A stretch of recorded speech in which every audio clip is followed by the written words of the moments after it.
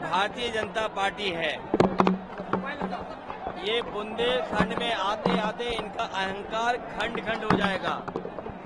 और ये जो भारतीय जनता पार्टी गिरती हुई पार्टी, जो जिनका ग्राफ गिरते हुए चला जा रहा है, गर्त में गिरेगा जाके, अब नीचे जा रही है। कितनी नीचे पहुंचेगी इसका कोई हिसाब किताब नहीं है। और जैसे चरण आगे बढ़ रहे हैं, जनता का गुस्सा भी इनके खिलाफ बढ़ता चला जा रहा है। और ये देख लेना आप, जब 7वें चरण में चुनाव आएगा, जनता का गुस्सा इनके खिलाफ 7वें आसमान पर होगा। इन्होंने किसान को धोखा दिया, नौजवानों को नौकरी रोजगार छीन लिए, महंगाई बढ़ा दी, पेपर लीक करा दिए, झूठे इन्वेस्टमेंट मीटिंग दिखाई, डिफेंस एक्सपो झूठा ही दिखाया और केवल सपने दिखाए और इनका हर जुमला झूठा निकला। एरच का जो बांध है वो पूरी तरह से बंद हो गया, आपने शुरुआत की थी उसके बारे में। देखिए, न केवल एरच बल्कि बुंदेलखंड के किसान को न पानी का इंतजाम, न उनकी फसल की खरीद का इंतजाम, बिजली महंगी, डीजल महंगा, यहाँ के किसानों को त्रस्त कर दिया है, दुखी कर दिया है और राशन के नाम पर धोखा। इसलिए बुंदेलखंड के लोग इनके खिलाफ मतदान करने जा रहे हैं। बुंदेलखंड के लोग ये पहचानते हैं कि उनका राजनीतिक दुश्मन कौन है। इस चुनाव में बुंदेलखंड के लोग भारतीय जनता पार्टी का अहंकार को खंड खंड खंड करके विदा कर देंगे। प्रधानमंत्री जी ने सारण में ये कहा है कि देखिए, आपको पता होगा कि गुंडे माफिया अपराधी कौन है, और वो लोग हैं जो नौजवानों के पेपर लीक करा रहे हैं।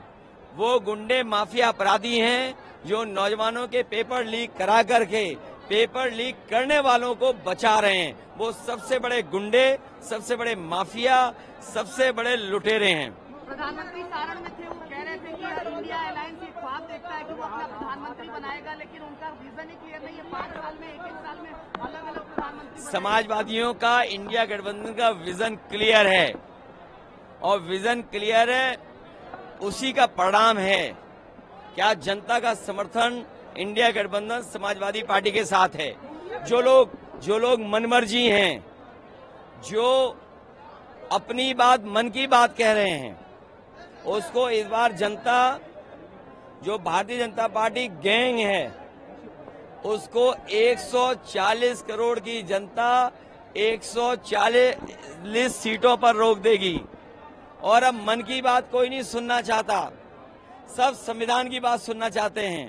जो मनमर्जी हैं, जो मनमर्जी थे, आत्मतुष्टीकरण करते थे, जो आत्मतुष्टीकरण से प्रसन्न होते थे, उनको जनता जवाब देने जा रही है। 140 करोड़ जनता भारतीय जनता पार्टी के गैंग को 140 सीटों पर रोक देगी। प्रधानमंत्री ने आज नॉमिनेशन फाइल किया, कह रहे हैं कि 14-19 के बाद इस बार ऐतिहासिक। देखिए, अगर प्रधान सांसद उन्होंने नॉमिनेशन किया है तो कम से कम क्यूटो तो बोले उसको, और हम वाराणसी काशी नहीं बोलते हैं। प्रधान सांसद जी ने क्यूटो में नॉमिनेशन किया है। जो लोग क्यूटो के विजन को धोखा दे करके, मिल गया है रोजगार देंगे, जाइए। जो क्यूटो का विजन दे करके जनता का वोट ले लिए, जनता उन्हीं को तरसा देगी, क्योंकि क्यूटो नहीं बना है। वो लोग कह रहे हैं जो आत्मतुष्टीकरण में व्यस्त हैं, जो मनमर्जी हैं, जो मन की बात कहते हैं, जो 140 करोड़ लोगों की बात नहीं सुनते, जो संविधान की बात नहीं करते, वो सबसे बड़े आत्मतुष्टीकरण वाले लोग हैं। बुंदेलखंड में जिसने धोखा दिया, चिकनी चुपड़ी बातें करने वालों ने धोखा दिया, संविधान को खत्म करने वालों ने धोखा दिया, जिन्होंने मंदिर धुलवाया, उसको बुंदेलखंड की जनता धो देगी इस बार।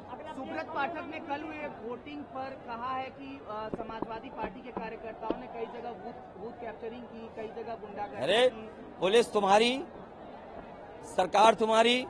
इसीलिए मैंने कहा, भारतीय जनता पार्टी जो लूटने की संस्कृति रखते हैं, जो खोट, लूट और नोट से लोकतंत्र को बदलना चाहते हैं, जनता जागरूक है, अपने वोट से इनको बदल देगी। चौथी फेज की वोटिंग के बाद इंडिया अलायंस को किस स्थिति में देखते हैं? चौथे फेज के बाद एकदम बढ़ता चला जा रहा है इंडिया गठबंधन, और भारतीय जनता पार्टी नीचे जाती जा रही है, गर्त में जाती जा रही है। बुंदेलखंड के किसान खुशहाल होंगे, नौजवानों को नौकरी रोजगार मिलेगा, पानी का इंतजाम होगा, बिजली सस्ती होगी और स्वास्थ्य की सेवाएं होंगी और सड़कों पर खेतों पे सुरक्षित आपको रखा जाएगा। धन्यवाद।